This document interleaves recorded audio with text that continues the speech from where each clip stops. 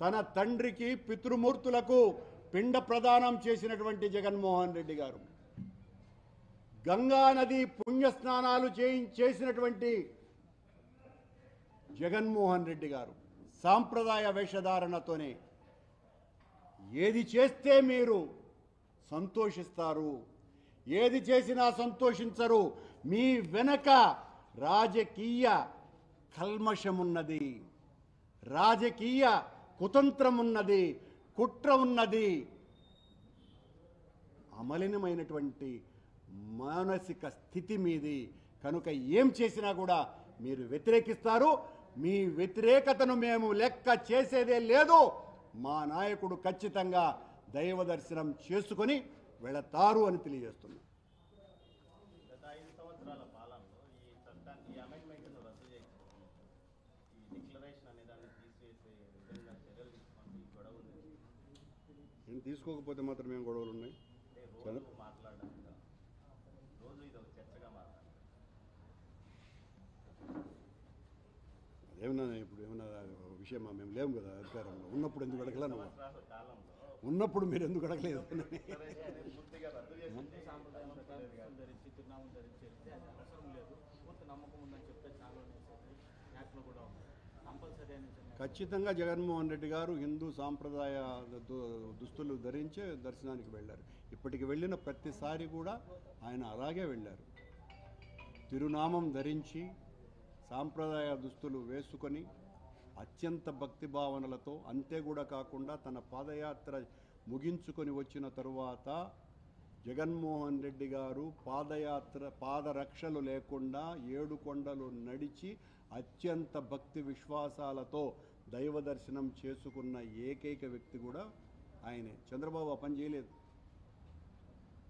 మీరు మాట్లాడితే ఇంకేం మాట్లాడేది చంద్రబాబు గారు? ఇంత అన్యాయంగా చంద్రబాబు గమ్మున్నే ఉంటాడు, మిత్రపక్షాలను కెలుకుతాడు, వాళ్ళు విజృంభిస్తారు. చంద్రబాబు గమ్మున్నే ఉంటాడు, పోలీసు వాళ్లకు సైగ చేస్తాడు. మొత్తం పోలీసు వాళ్ళంతా కమ్ముకొని ఉన్నారు మా చుట్టుపక్కలంతా కూడా. ఇదే ఆ పాలన. 2 days back చంద్రబాబు ప్రెస్ కాన్ఫరెన్స్లో Jaganmohan Reddy can visit Tirumala, but temple guidelines ఏదైతే ఉందో he has to follow, especially with regards to the declaration form signatures. 2009లో ఎంజీ గోపాల్ ట్రెడిషనల్లీ వచ్చారండి. Has he signed the form ever in the past? And generally because this ఆ విషయాన్ని మేము అంటున్నాం. one more question, sir. This clause is intended towards all the people belong to other faiths.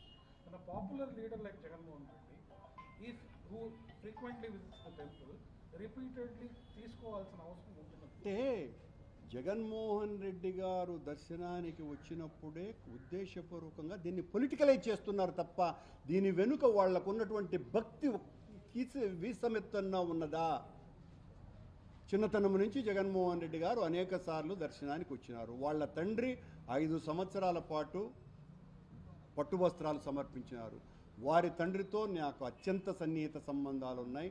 ఆయన ముఖ్యమంత్రి కాకపూర్వం 20 సంవత్సరాలు ఆయనతో కలిసి 10 సార్లు దర్శనానికి వెళ్ళినటువంటి వ్యక్తిని నేను. ఆయనతో పాటు కనీసం 4 సార్లు అభిషేకంలో కూర్చున్నటువంటి వ్యక్తిని నేను. ఇన్నిసార్లు దర్శనం చేసుకున్నటువంటి కుటుంబం మీద మీరు దాడి చేస్తుంటే మీ వెనుక దాగి ఉన్నటువంటి విషయం ఏంటి? హిందువులనందరినీ కూడా మేము విజ్ఞప్తి చేస్తున్నటువంటిది ఇదే. ఇక్కడ చంద్రబాబుకు లేకపోతే బీజేపీ వాళ్లకో పవన్ కళ్యాణ్కో జగన్మోహన్ రెడ్డి గారి భక్తి విశ్వాసాలు కాదు కావాల్సింది. వాళ్ళ రాజకీయ ప్రయోజనాలు నెరవేరటం, దానికి ఈ రకమైనటువంటి ప్రచారం చేస్తున్నారు. రోజు ఏదో ఒకటి డైవర్షన్. నిన్నటి వరకు లడ్డూది నడిపించినారు, నిన్నటి నుంచి మళ్ళీ ఇది ఎత్తుకున్నారు. దాన్ని తగ్గించినారు. ఎందుకంటే దాంట్లో కొంచెం పస తగ్గిపోతున్నది, చంద్రబాబు వాదనలో బలం వీక్ అవుతున్నది కాబట్టి దీన్ని ఎత్తుకున్నారు. కర్ణాటకకు సంబంధించినటువంటి ఒక పశువర్ధక శాఖ అధికారి నెయ్యిలో కనుక ఏదైనా ఇతర పువ్వులు కలిపితే అది వెంటనే పాడైపోతుంది స్టేట్మెంట్ కూడా. చాలామంది అన్నారండి ఈ రకంగా నెయ్యిలో కల్తీ అన్నది ఇతర జంతువుల కొవ్వులు అలాంటివి కలిపితే పాడైపోతుంది అన్నటువంటిది. సరే, రాసిన వాళ్లను అలా మాట్లాడినటువంటి వాళ్లకు ప్రచారం ఎక్కడిది? చంద్రబాబుదే కదా మొత్తం సర్వం సహా. తమ్మినేని సీతారాం గారు మాట్లాడుతూ పశువుల దానాలు కొవ్వు కలపడం సామాన్యం, అందువల్లనే ఆవు పాలు నెయ్యిగా మారేటప్పుడు అది అవశేషాలు కనబడతాయి అని చెప్పారు. కానీ వెటర్నరీ ప్రొఫెసర్లు మాత్రం అది జరగదని చెప్తారు. తెలియదండి, నాకు తెలియదు విషయం ఏం మాట్లాడదు. సార్ సిమిలర్ లడ్డు మీద పిల్స్ ఫైల్ చేశారు. అండ్ ఈ డిక్లరేషన్ ఇష్యూ కూడా every time Jaganmohan Reddy visit అప్పుడే ఇష్యూ అవుతుంది. నో అదర్ అవునండి. లీడర్ అయినప్పుడు లేదు. ఎందుకంటే యాక్ట్ ఒక ఇంట్రెస్టింగ్ ఫ్యాక్ట్, పేర్లు ఇప్పుడన్నా ఆధార్ ఉంది, అంతకుముందు ఆధార్ లేదు. The act says somebody's faith should be established going by the facial features of that person. Isn't that vague? Is it possible to ascertain that way? So దాన్ని ఛాలెంజ్ చేస్తూ would the YSRCP also legally proceed in this issue? ఓకేనండి, మంచి సలహా. ఇప్పుడు హిందూ సంఘాలు ఏం చెప్పాలనుకున్నారు sir? స్వాములు, మఠాధిపతులు, పీఠాధిపతులు కూర్చున్నారు అక్కడ. నేను పెద్దవాళ్లకు నేనేం సలహా ఇవ్వగలను? వాళ్ళు వాస్తవం తెలుసుకోమని దండం పెట్టి చెప్పగలను. సార్ ఈ డిక్లరేషన్ పై ప్రతిసారి ఇలా వివాదం వస్తుంది కాబట్టి నెక్స్ట్ టైం ఈ గవర్నమెంట్ వస్తే ఈ నియమ నిబంధనలు ఏదైతే తొలగించే అవకాశం ఉందనుకోవచ్చు. చూద్దామండి, చూద్దాం. సార్ ఈ 2 months కాకుండా అంతకుముందు లాస్ట్ 5 years అది నేను కాదు కదా చెప్పాల్సింది, పార్టీలో చిన్నవాడిని నేను. ప్రభుత్వం ఉన్నప్పుడు కూడా కలుపు జరుగుతుంది. పేపర్ పాల్గొనండి, ఆయన దర్శనం చేసుకొని వెళ్ళిపోతారు. చాలా స్పష్టంగా మాకు కూడా ఆయన ఇచ్చినటువంటి సందేశం అది, ఏ ఆర్భాటము లేదు, నేరుగా వచ్చి వెళ్ళిపోతాడని. ఆర్భాటం చేస్తామని పోలీసు వాళ్ళు మమ్మల్ని భయపెట్టే కార్యక్రమం చేస్తున్నారు, మేము ఎక్కడ చెప్పలేదు. సార్ ఈ వివాదాన్ని కలిగించే విధంగా డిక్లరేషన్ ఇస్తున్నారా ఇవ్వట్లేదు జగన్ గారు వాళ్ళు? ఏమండి, రేపు దర్శనానికి వెళ్ళిన డిక్లరేషన్ ఇస్తున్నారా ఇవ్వట్లేదు? ఎందుకు అవుతుంది ఇవ్వాలి? ఎందుకు ఇవ్వాలి చెప్పండి. ఎందుకు ఇవ్వాలి అని అంటే మీరు అడిగితే మేము ఇవ్వాలా? ఆయన ఏమన్నా కొత్తగా కొండకు వస్తున్నాడా? కొత్తగా వచ్చాడా? లేదు కదా, కొన్ని 10 సార్లు వచ్చారు. మీరంటే వాళ్లే.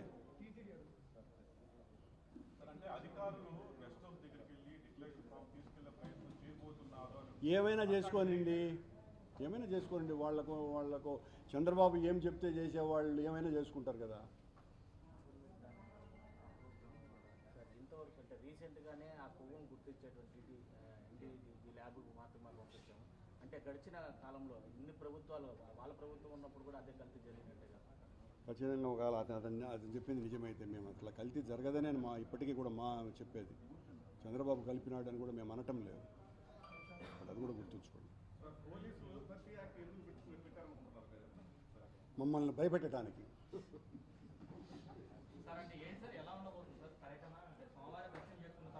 మమ్మల్ని భయపెట్టాలని భ్రమల్లో ఉన్నారు.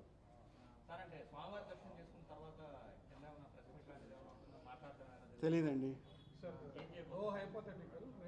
Insist upon Jagan Garu to sign the declaration, and if they prevent him from entering the temple, if he refuses to sign, what would the vice say?